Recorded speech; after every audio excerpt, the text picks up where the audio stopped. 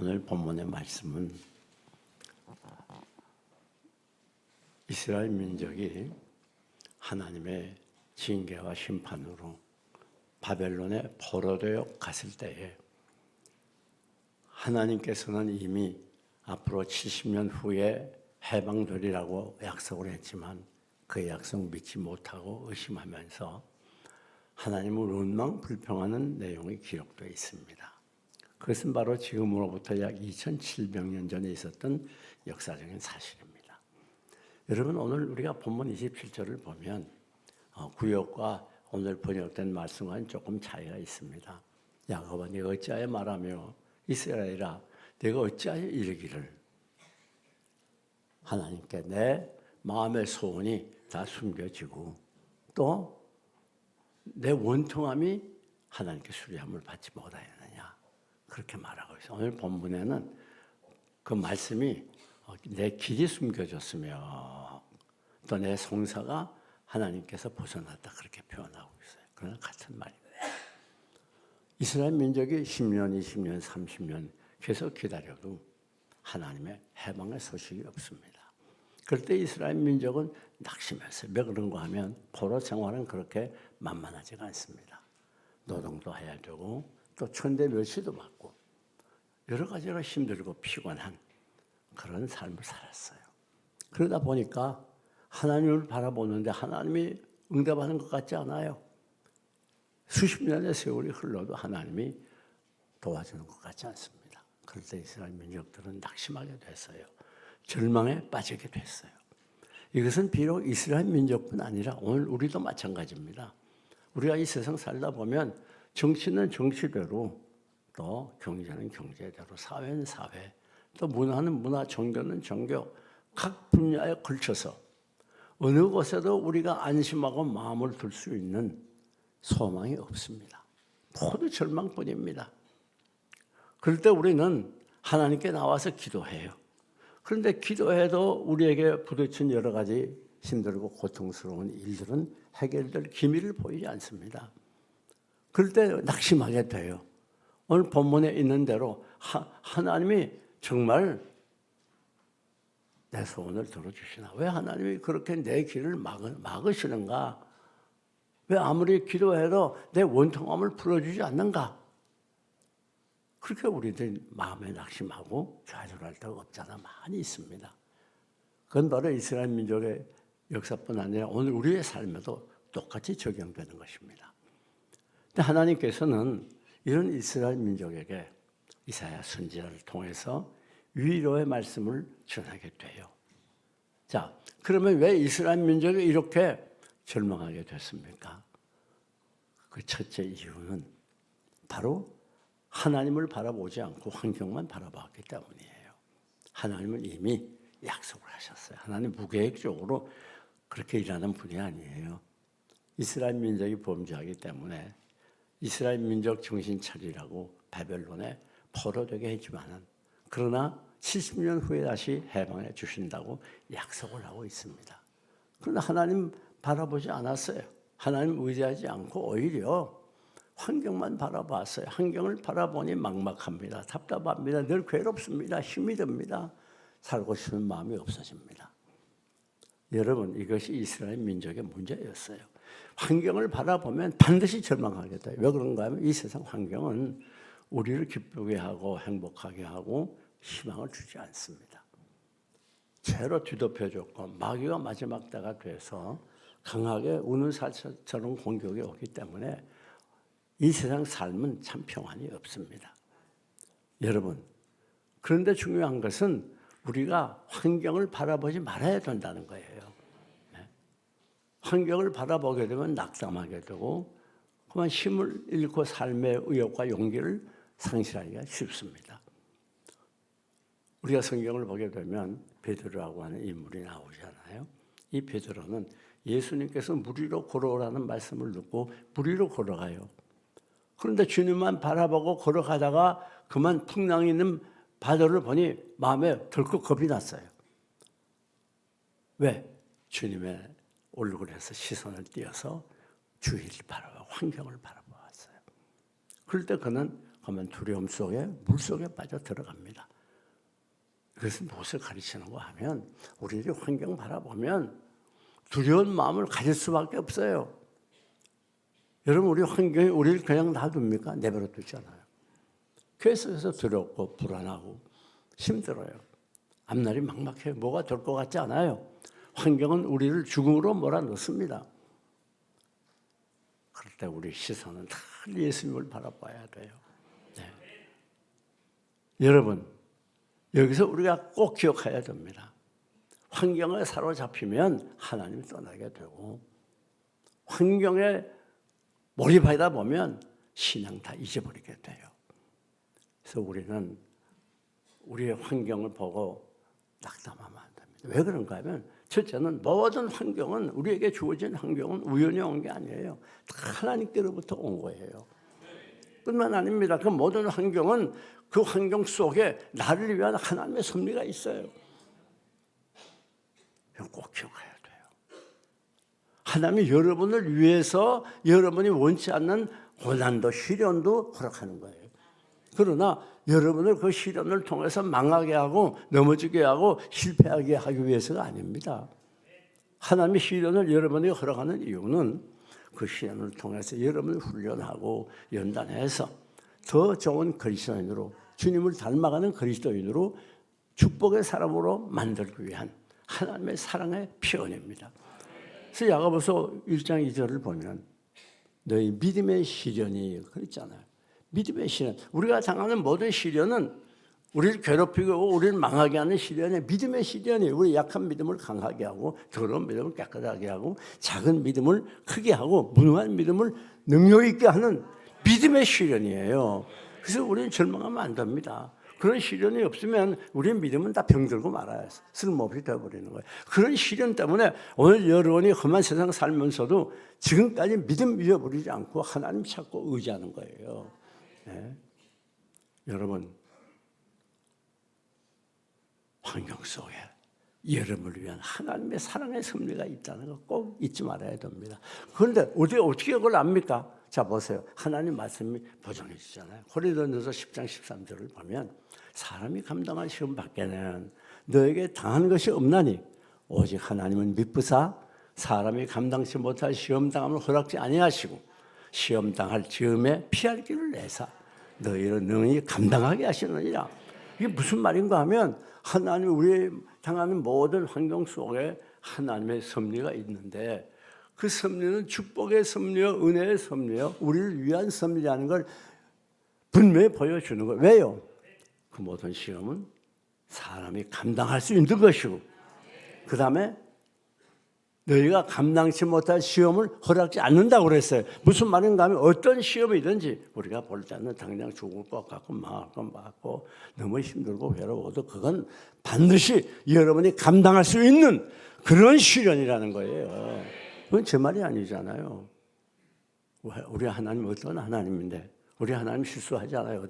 잘못 실수해가지고 큰 시련을 허락하지 않아요. 정확한 분이에요. 말과 우리에게 망하게 하기 위해서 큰 시련을 주려고 애쓰지만 하나님 안 돼. 이 김집사님의 여기가 적당해. 꼭 맞는 시련만 허락해요. 그러니까 든든하지 않습니까? 그러니까 그 시련이 나를 위한 것이 되는 거예요. 두 번째, 시험 당할 즈음에 몰래요? 피할 길을 내사. 여러분 시험 당할 즈음에 동시에 뭐가 있어요? 피할 길이 있어요. 피할 길이 없는 시험은 없어요. 왜? 그건 하나님이 하시기 때문에. 사람은 실수할 수 있어요. 따로 잊어버리고 우리 하나님은 그렇잖아요. 반드시 피할 길을 놔요. 피할 길이 있는데 무슨 걱정입니까? 뿐만 아닙니다. 너희를 능히 감당하게 하시느니라. 감당할 수 있는 은혜도 주고 감당할 수 있는 믿음도 주고 감당할 수 있도록 도울 자도 보내주시고 감당할 수 있도록 필요도 주시고 그래서 여러분들이 그 많은 시련 가운데 오늘까지 살아남고 믿음 지키고 하지 않습니까? 우리가 신앙생활 오늘까지 하는 게 내 힘으로 하는 게 아니에요. 그런데 더 놀라운 거 있어요. 오직 하나님은 미쁘사. 그게 무슨 말입니까? 신실하세요. 이 세 가지 약속 반드시 지켜주시는 거예요. 네. 그러니까 우리는 두려워할 게 없어요. 절망에 빠질 하등의 이유가 없어요. 왜? 그 모든 시련과 역경은 우리 아버지 손에 있고 완전히 책임져 주실 뿐 아니라 우리에게 틀림없는 세 가지 약속을 해주시고 그 약속대로 이루어 주시기 때문입니다. 여러분 지금 힘들죠? 여러 어려운 일들이 여러분 앞을 가로막고 있는 것 같죠? 절대 두려워하지 마세요. 절망하지 마세요. 하나님이 섭리가 있습니다. 그것은 하나님의 사랑의 또 다른 표현입니다. 그것은 여러분을 위한 것입니다. 다음 두 번째 이스라엘 민족이 절망에 빠졌던 이유는 뭡니까? 그것은 바로 언어 생활의 문제였습니다. 자, 오늘 본문 보니까 이스라엘 민족이 27절에 뭐라고 그래요? 야곱아, 내가 어찌하여 말하기를 내 사정은 여호와께 숨겨져서, 오늘 세 번역에는 내 길은 여호와께 숨겨져서, 또 이스라엘이 말하기를 뭐라고 말해요?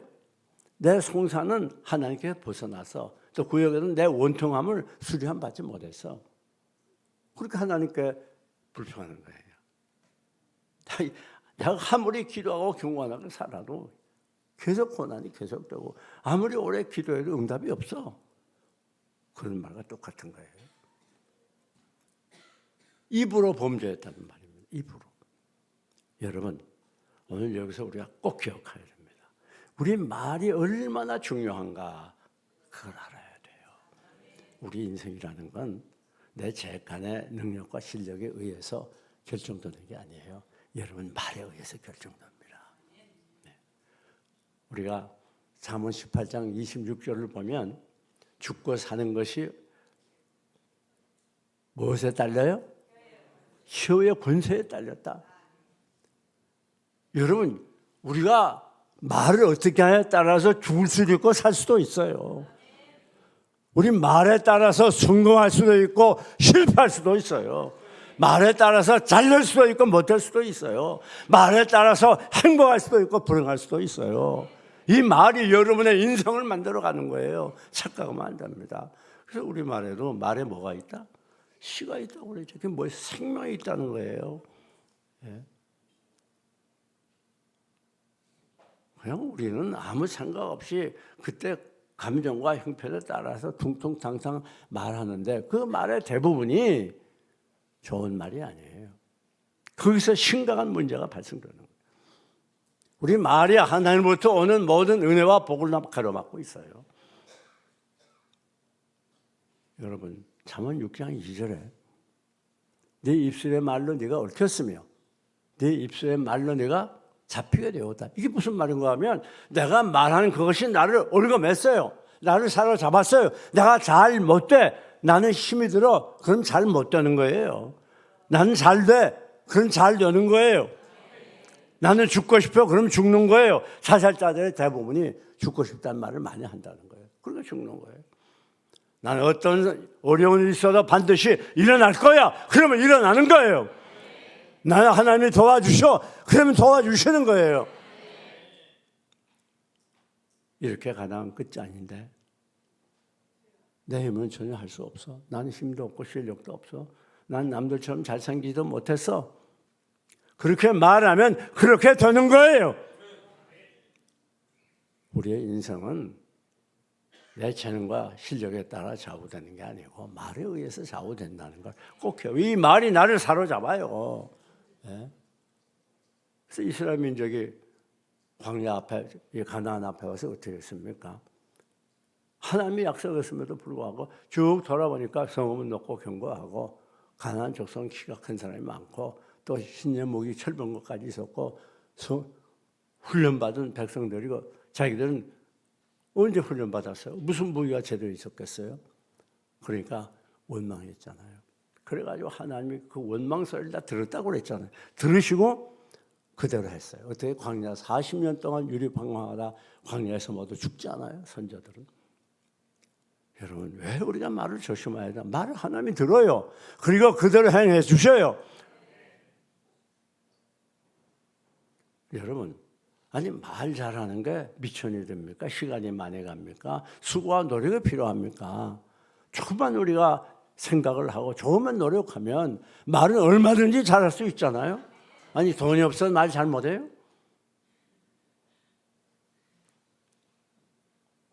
아무리 몸이 약하고 힘이 들어도 말은 할 수 있잖아요.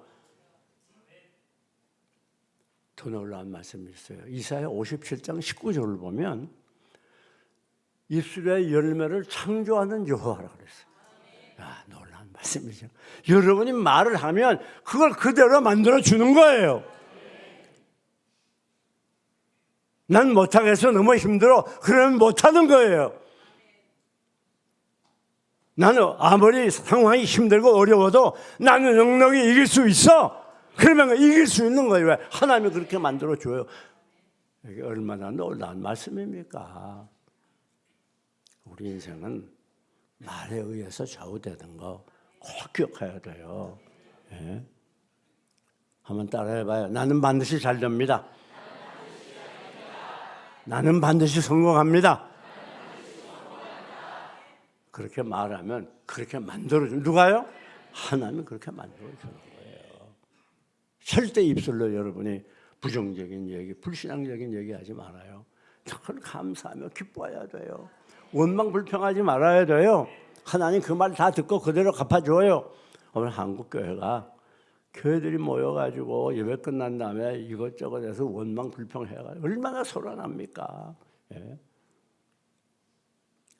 어떤 상황에도 긍정적인 말, 신앙적인 말, 감사의 말, 격려의 말, 칭찬의 말, 이런 말 해야 된단 말이에요. 다음 세 번째, 이스라엘 민족들이 불평한 이유가 뭡니까? 하나님의 약속의 말을 믿지 않았어요. 분명히 70년 후에 다시 고국으로 돌아오게 하겠다고 하나님이 약속했어요. 그 말 믿지 않았어요. 여러분, 하나님의 말씀의 약속을 믿어야 돼요. 여러분, 모든 복은 어디서? 말씀에서부터 오는 거예요. 이 말씀은 천지는 변해도 변치 않는 거예요. 내가 말씀을 의지하고 붙들면 말씀이 나를 붙들어 주는 거예요. 나를 강하게 하는 거예요. 인간의 삶의 희망은 세상 가서는 못 찾아요. 말씀에서만 찾을 수가 있어요. 이 말씀을 묵상하고 이 말씀을 가까이 하고 이 말씀을 암송하고 이 말씀을 지키면 계시록 1장 3절에 있는 대로 그 말씀이 우리를 지켜주는 거예요. 그 말씀이 복을 주는 거예요. 여러분, 우리가 늘 무슨 말을 하느냐? 이게 어떤 말을 해야 돼요? 긍정적인 말, 신앙적인 말 뿐만 아니라 하나님의 약속을 굳게 믿는 말. 하나님의 약속을 굳게 믿지 못하기 때문에 우리의 모든 불행이 오는 거예요. 여러분, 아브라함 보세요. 아브라함이 하나님께서 네 후손을 땅의 모래처럼 하늘의 별처럼 번성케 하겠다고 약속한 후에 수십 년 동안 아무 소식이 없어요. 그 얼마나 답답합니까? 기다려도 소식이 없는 거예요. 아브라함이 나이가 들었어요. 우리가 로마서 4장 17절에서 21절을 보면 거기 아브라함의 신앙이 아주 요약돼서 나타나게 됩니다. 아브라함이 나이 100세가 돼요. 자기 몸에 죽은 것 같은 거, 사라의 태에 죽은 것 같은 거 알고도 무슨 말입니까? 현실을 알았어요. 나이에 더 이상 아이를 낳을 수 없는 몸이야. 늙어서 그때가 99세였단 말이에요. 아니 어떻게 아이 낳습니까? 사라가 이미 태가 다 죽었어요. 경수가 다 끊어졌어요. 아이를 낳을 수 없어요. 그게 현실이에요. 그런데 아브라함은 어떻게 했어요? 자기 몸에 죽은 것 같은 거, 사라의 태 죽은 것 같은 걸 알고도 믿음이 약하여지지 않고. 이야, 대단하죠. 믿음이 없어 하나님의 약속을 의심하지 않고 오히려 믿음으로 견고하여져서 하나님께 영광을 돌리며 하나님의 약속이 이루어질 줄 확실히 믿었다 그랬어요. 능히 이룰 줄 믿었다 그랬어요. 대단하잖아요. 상황이 어떻게 돌아가도 현실이 불가능해. 끝이야. 마지막이야. 난 망했어. 죽었어. 난 빈털털이야. 난 몸에 중병이 들었어. 난 이제 회사에서 쫓겨나. 더 먹고 살 길이 막막해.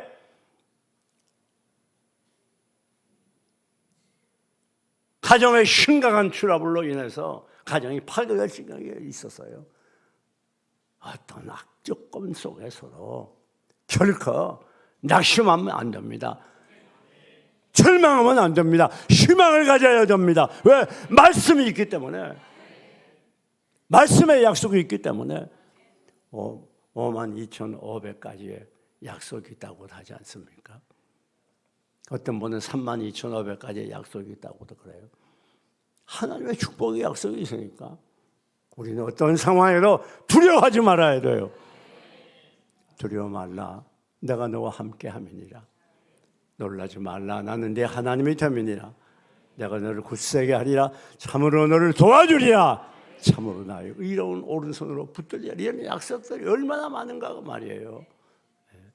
힘들 때마다 우리 약속의 말씀을 붙잡고 의지해야 돼요. 시편 119편 105절을 보면 하나님의 말씀은 내 발의 등이요 내 길의 빛이라고 그랬어요. 이 말씀이 우리를 인도해 줘요. 주님을 따라가는 것은 말씀을 순종하는 게 주님 따라가는 거이고, 주님 인도받는 것도 말씀을 순종하는 게 주님 인도받는 거예요. 그러면 우리가 어떻게 이런 절망의 자리에서 희망을 가질 수가 있겠습니까? 그 첫째는 하나님을 바로 알고 믿고 의지해야 돼요. 오늘 본문이 말하지 않습니까? 내가 알지 못하느냐, 내가 듣지 못하느냐. 영원하신 하나님 여호와 땅끝까지 창조하신 이는 피곤치 않으며 곤비치 않으며 명철이 한이 없으시며 피곤한 자에게는 힘을 주시며 무능한 자에게 능력을 더하시나니 소년이라도 넘어지며 자빠지며 장령이라도 쓰러지고 피곤해도 그러잖아요. 무슨 말인가 하면 여러분, 오늘 우리들이 하나님의 어떤 분인 걸 알아야 돼요. 어떤 분입니까? 첫째는 영원하신 하나님이죠. 하나님이 영원한 분이에요. 하나님 변화가 없어요. 하나님의 약속은 영원해요. 하나님의 은혜는 영원해요. 하나님의 보호도 영원해요. 하나님의 인도도 영원해요. 하나님의 사랑도 영원해요. 변화가 없어요. 그런 걸 우리 안심할 수 있어요. 여러분, 이 땅 위에서뿐 아닙니다. 영원한 천국에도 영원한 사랑, 영원하신 하나님, 영원토록 하나님과 살 수가 있어요. 그게 얼마나 감사한 일입니까? 하나님 변하지 않나요? 세상 사람 날 떠나가도, 이 세상 사람 날 떠나가도, 사람 날 떠나가도 보지 않겠네. 세상 사람 다 우리 떠나가 우리 버리고 멀리 해도 우리 하나님은 변하지 않습니다. 영원토록 여러분과 함께 하세요. 이거 믿지 못하니까 하나님 믿는다고 하면서 밤낮 약해지고 짜증나고 짜증 부리고 피곤하고. 여러분, 영원하신 하나님. 그 다음에 땅끝까지 창조하신 여호와는 두 번째 하나님 어떤 분입니까? 땅끝까지 창조하신, 우주 만물 창조하신 전능하신 하나님이에요. 여러분이 믿는 하나님은 그렇게 쫄짱보가 아닙니다. 나약하고 무능한 하나님이 아니에요. 전능하신 하나님. 여러분이 가진 어떤 문제보다 크신 하나님, 불가능이 없으신 하나님, 이런 하나님 얼마나 믿을 만합니까? 그 우리 하나님이 뭐라고 그래요? 무거운 짐진 자들아 다 내게로 오라, 내가 너희를 편히 쉬게 하리라. 마태복음 11장 28절에 하신 말씀은 왜? 하나님이 전능하기 때문에 여러분의 문제가 어떠하든지 아무리 힘들고 어려운 문제고 중요해도 다 해결해 줄 수 있는 전능하신 하나님이기 때문에 안심하고 우리가 하나님께 나아가 우리의 무거운 인생의 짐을 맡길 수가 있는 거예요. 우리가 무능한 하나님께 맡기는 게 아니에요. 왜 하나님에게 맡기지 않냐고 염려합니까? 왜 전능하신 하나님 믿으면서 낙담하기 잘합니까? 왜 온갖 스트레스를 받습니까? 지금도 여러분에게 말씀해요. 무거운 짐진 자들아 다 내게로 오라. 내가 너희를 편히 쉬게 하리라. 나는 마음에 온유하고 겸손하다. 여러분의 무거운 짐 모두 하나님께 맡기시기를 축원합니다. 뿐만 아닙니다, 여러분. 우리가 베드로를 보면 베드로가 예수님께서 깊은 곳에 가서 그물을 던지라고 해서 깊은 곳에 그물을 던졌어요. 두부에 가득 차게 고기가 넘쳤어요. 그럴 때 베드로는 잔치 벌리고 기뻐하지 않았어요. 예수님께 나와서 주여 나는 죄인으로서이다. 물을 끓었어. 그 주여는 먼저 있던 주여와 다른 주여입니다. 한글은 똑같아도 여기 주여는 The Lord 하나님을 말하는 거예요. 베드로는 예수님을 통해서 기적을 체험하고 예수님이 하나님인 걸 깨달았단 말이에요. 그때 우리 주님이 뭐라고 그랬어요? 이제부터는 네가 사람을 낚는 어부가 되리라. 예수님을 인간이 아니라 참 하나님으로 믿게 될 때에 베드로는 예수님의 제자라고 하는 놀라운 희망의 메시지를 듣는 거예요. 하나님을 바로 알고 믿어야 돼요. 믿어도 그냥 늘 무능한 하나님으로 알고 의심하면서 그렇게 하면 안 된다고 말이에요. 사랑하는 여러분, 하나님은 만군의 왕이십니다. 전능하신 하나님이십니다. 우리 이런 하나님을 믿는 거예요. 우린 이런 하나님을 아버지로 섬기는 하나님의 자녀들이에요. 뿐만 아닙니다. 여기 보니까 마지막 31절에 여호와를 앙망하는 자는 뭘 얻어요? 힘을 얻으리니 독수의 날개침에 올라간 같은 것이요 다른 박질하여도 곤비치 아니하겠고 걸어가도 피곤치 아니하리라. 여러분, 곤비하다는 말은 피곤하다는 말보다 더 많은 피곤을 말해요. 넘어진다는 말은 장애물이 있어서 장애물 때문에 넘어지는 걸 말해요. 쓰러진다는 말 구역에는 자빠진다고 나와 있어요. 그 말은 바로 내가 약해서 넘어지는 걸 말해요. 조류 전문가들의 말에 의하면 독수리나 매나 비둘기나 크기는 차이가 있지만 비슷하다는 거예요. 그런데 독수리가 특별히 다른 점이 뭔가 하면 독수리는 바람이 불고 휘몰아쳐도 날개를 치며 공중을 향하여 올라간다는 거예요. 뿐만 아니라 독수리의 이 눈은 렌즈가 2개래요. 2개. 그래가지고 해가 밝게 비춰도 아무 거침없이 하늘을 향하여 날 수 있다는 거예요. 사랑하는 여러분, 이게 무슨 말입니까? 우리가 어떻게 해야 희망적인 삶을 살 수가 있는가? 여호와를 앙망해야 돼요. 사모해야 돼요. 하나님께 가까이 가야 돼요. 이 세상 것에는 참 소망이 없어요. 아무리 해봐요. 디모데전서 4장 10절을 보면 돈을 사랑하며 일만하게 뿌리가 되나니 돈을 탐하는 자들이 미혹을 받아 믿음에서 떠나 모든 근심으로 자기를 찔렀다고 그랬어요. 여러분, 돈뿐 아닙니다.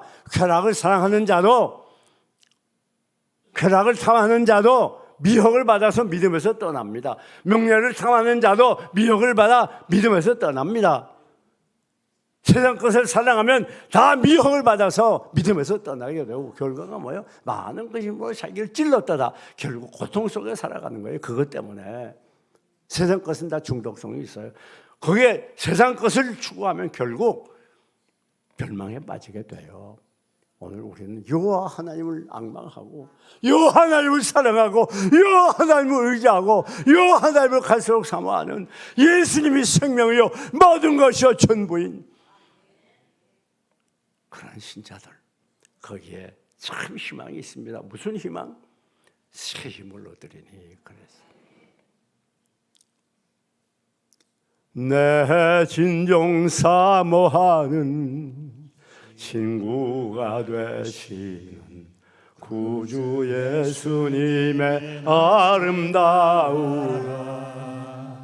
산 밑에 백합하여 빛나는 새벽별 주님 명령할 길 아주 없도다. 내 마음이 아플 적에 큰 위로 되시며 나 외로울 때 좋은 친구라. 주는 저 산 밑에 백합 빛나는 새벽별 이 땅 위에 비길 것이 없도다. 예수님만이 여러분의 생명이요, 예수님만이 모든 것이요, 주님만을 사랑하고 사모하시기를 축원합니다. 이번에는 BTS에서 광화문에서 공연을 하고 세상의 모든 쾌락적인 것을 위해서는 사람들이 구름대처럼 달려갑니다. 광화문에 가서 자는 사람도 있다고 그러더라고요. 야, 저는 마음이 아팠어요. 왜 하나님을 사모하는 사람들이 이렇게 없는가?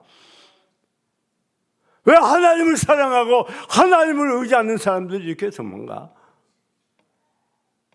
살았다는 이름이 있으나 죽은 한국교회 속에서 우리 모두 살아나야 되겠어요. 일어나야 되겠어요. 주님을 사랑해야 되겠어요. 이럴 때 새 힘을 얻는다고 그래서요. 세상 것은 힘이 있어 보여도 다 무너지는 것이고 더 나를 힘들게 하고 고통스럽게 하고 절망에 빠지게 하는 겁니다. 하나님만이 우리의 새 힘을 주시고 이 새 힘을 받을 때 우리는 죄를 이기고 경건하고 깨끗하게 살 수 있습니다. 새 힘을 받을 때 원수까지 사랑할 수 있는 힘을 얻습니다. 새 힘을 받을 때 날마다 믿음으로 승리할 수 있습니다. 새 힘을 받을 때 주님을 닮아갈 수가 있어요.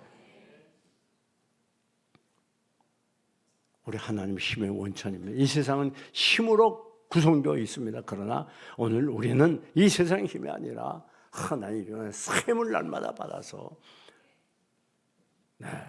승리하는 승리자, 행복자가 되어야 됩니다. 다음 어떻게 새 힘을 받으니 독수리의 날개치며 올라간 것 같을 것이요. 이 새 힘을 받으면 특징이 뭔가 하면 올라가게 되는 거예요. 올라가요. 뭐가 올라가요? 은혜가 올라갑니다. 믿음이 올라갑니다. 사랑이 올라갑니다.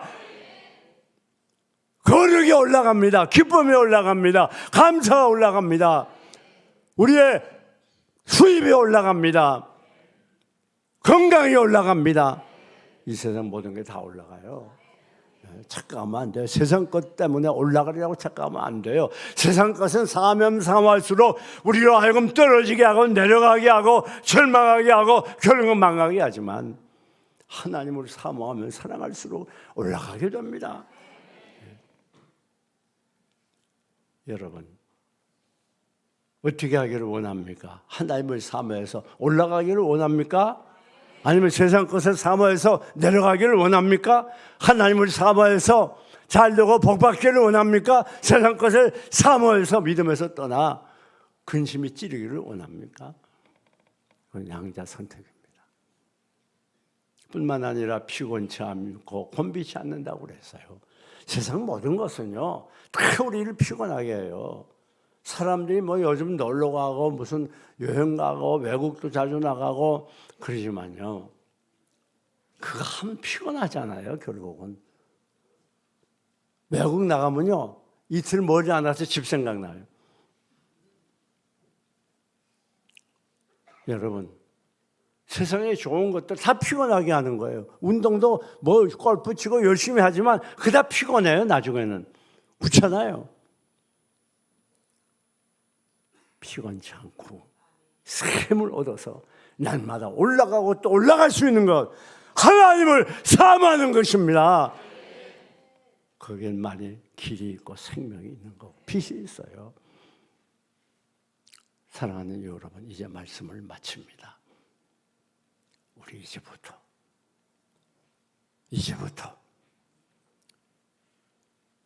환경 바라보지 말고 하나님만 바라보시고 우리의 입술로 부정적이고 불신앙적인 원망 불평이 아니라 날마다 감사하며 기뻐하는 믿음의 말을 통해서 뿐만 아니라 하나님의 말씀을 우리가 날마다 믿고 의지하고 요거 하나님을 갈수록 뜨겁게 사랑하고 사모해서 세임받아 이제부터 남은 여생 은혜의 삶, 기쁨의 삶, 감사의 삶, 행복한 삶 되시기를 주님의 이름으로 축원합니다.